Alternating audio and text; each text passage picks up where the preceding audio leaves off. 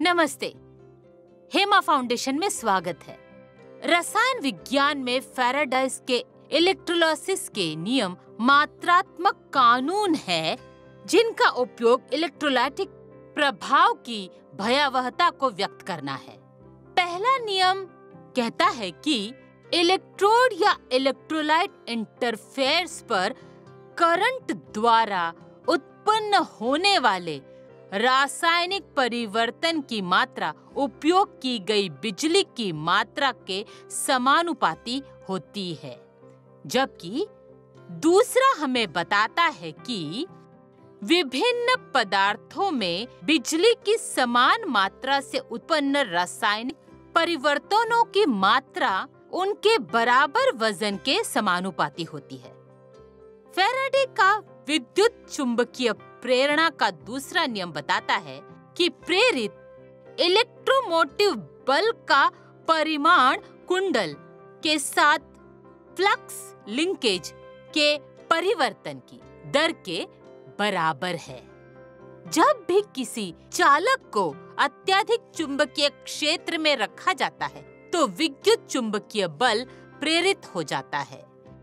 यदि conductor circuit बंद हो जाता है तो एक करंट का उपयोग किया जाता है जिसे प्रेरित करंट कहा जाता है।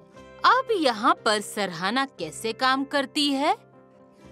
सराहना किसी व्यक्ति या वस्तु की अच्छी गुणवत्ता की पहचान और आनंद होती है। मुस्कुराहट का एक छोटा सा कार्य भी प्रशंसा है।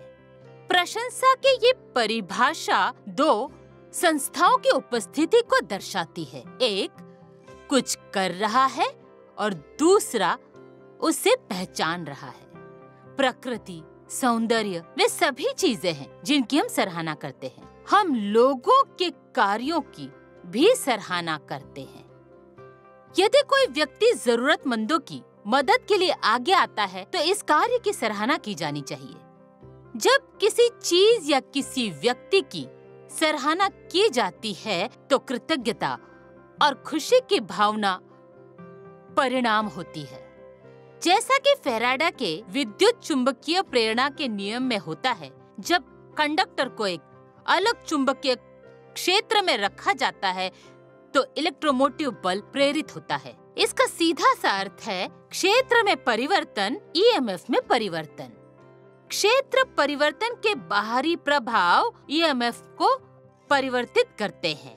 इसी तरह हमारी प्रतिक्रिया या कार्यों में कोई भी बदलाव दूसरे पक्ष को बदल देगा जिसके साथ हम बातचीत कर रहे हैं, या उस प्रभाव की सराहना हमें दिख जाएगी। इसीलिए इससे पता चलता है कि जब हम लोगों के साथ बातचीत करते हैं तो हमारे लिए बहुत संवेदनशील तरीके से व्यवहार करना जरूरी है। दिए गए प्रश्नों का उत्तर देने का प्रयास करें।